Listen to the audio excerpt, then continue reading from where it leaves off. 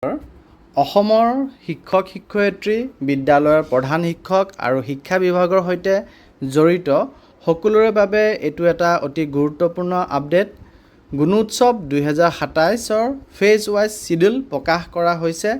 কোন জিলাত কেতিয়া সেল্ফ ইভালুৱেশ্যন হ'ব, কেতিয়া এক্সটাৰ্নেল ইভালুৱেশ্যন হ'ব আৰু কোন জিলা কোন ফেজত থাকিব, আজিৰ ভিডিঅ'টিত আমি সম্পূৰ্ণ তালিকাখন সহজ ভাষাত জানিবলৈ চেষ্টা কৰিম। সমগ্ৰ শিক্ষা অসমৰ মিছন ডাইৰেক্টৰ কাৰ্যালয়ৰ 17 আগষ্টৰ তাৰিখৰ জাননী অনুসৰি গুণোৎসৱ 2027 অৰ্থাৎ সপ্তম ৰাউণ্ড গুণোৎসৱ 2027 চনৰ 6 জানুৱাৰীৰ পৰা 5 ফেব্ৰুৱাৰীলৈ অনুষ্ঠিত হ'ব। এইবাৰৰ গুণোৎসৱ মুঠ 3টা ফেজত অনুষ্ঠিত হ'ব আৰু মুঠ 35খন জিলা এই কাৰ্যসূচীৰ অন্তৰ্ভুক্ত হ'ব। ফেজ 1ত সেল্ফ ইভালুৱেশ্যন অনুষ্ঠিত হ'ব 6 জানুৱাৰী তাৰিখে, আনহাতে এক্সটাৰ্নেল ইভালুৱেশ্যন অনুষ্ঠিত হ'ব 7, 8 আৰু 9 জানুৱাৰী তাৰিখে। আৰু ফেজ 1ৰ ভিতৰত অন্তৰ্ভুক্ত হোৱা জিলাকেইখন হৈছে বৰপেটা, বজালী, কৰিমগঞ্জ, কামৰূপ মেট্ৰ', কোকৰাঝাৰ, লখিমপুৰ, নগাঁও, গোলাঘাট, শিৱসাগৰ, চাউথ চালমাৰা মানকাছাৰ, ওদালগুৰি, যোৰহাট, কাৰ্বি আংলং অৰ্থাৎ নগাঁৱকে ধৰি 13খন জিলাত প্ৰথম ফেজত গুণোৎসৱ অনুষ্ঠিত হ'ব। দ্বিতীয় ফেজৰ আমি যদি চাওঁ তেতিয়াহ'লে সেল্ফ ইভালুৱেশ্যন হ'ব 19 জানুৱাৰী তাৰিখে আৰু এক্সটাৰ্নেল ইভালুৱেশ্যন অনুষ্ঠিত হ'ব 20, 21 আৰু 22 জানুৱাৰী তাৰিখে। এই ফেজত মুঠ 12খন জিলা থাকিব আৰু 12খন জিলা হৈছে বাক্সা, বিশ্বনাথ, চিৰাং, চৰাইদেউ, ধুবুৰী, হাইলাকান্দি, হোজাই, কামৰূপ, শোণিতপুৰ, তামুলপুৰ, তিনিচুকীয়া আৰু ৱেষ্ট কাৰ্বি আংলং অৰ্থাৎ পশ্চিম কাৰ্বি আংলং। আৰু ফেজ 3 তৃতীয় পৰ্যায়ৰ অৰ্থাৎ অন্তিম ফেজৰ সেল্ফ ইভালুৱেশ্যন হ'ব 2 ফেব্ৰুৱাৰী তাৰিখে আৰু এক্সটাৰ্নেল ইভালুৱেশ্যন হ'ব 3, 4 আৰু 5 ফেব্ৰুৱাৰী তাৰিখে।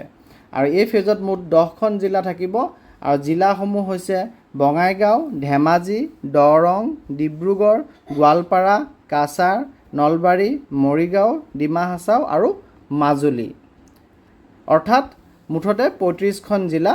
বজালী আৰু তামুলপুৰ সম্পৰ্কে বিশেষ দ্ৰষ্টব্যত উল্লেখ কৰিছে যে বজালী জিলাৰ গুণোৎসৱ বৰপেটা জিলাৰ দ্বাৰা পৰিচালিত হ'ব আৰু তামুলপুৰ জিলাৰ গুণোৎসৱ বাক্সা জিলাৰ দ্বাৰা পৰিচালিত হ'ব। সেয়ে সংশ্লিষ্ট জিলাৰ শিক্ষক শিক্ষয়িত্ৰীসকলে এই বিষয়টো বিশেষভাৱে মনত ৰখাটো প্ৰয়োজন। গতিকে ইয়াত যি আমি সেল্ফ ইভালুৱেশ্যন আৰু এক্সটাৰ্নেল ইভালুৱেশ্যন বুলি কৈ আছোঁ, যিসকল নতুন শিক্ষক শিক্ষয়িত্ৰী আছে, অভিজ্ঞ নহয় এই ক্ষেত্ৰত, তেওঁলোকৰ বাবে জনাই থওঁ যে সেল্ফ ইভালুৱেশ্যন হৈছে বিদ্যালয়ে নিজৰ বিদ্যালয়ৰ শৈক্ষিক পৰিৱেশ, শিক্ষণ প্ৰক্ৰিয়া, ছাত্ৰ ছাত্ৰীৰ ফলাফল, বিদ্যালয়ৰ আন্তঃগাঁথনি আৰু অন্যান্য নিৰ্ধাৰিত সূচকৰ ভিত্তিত নিজকে নিজে কৰা মূল্যায়ন অৰ্থাৎ বিদ্যালয়খনে নিজকে মূল্যায়ন কৰি মাৰ্কছ দিয়ে, গ্ৰেড দিয়ে।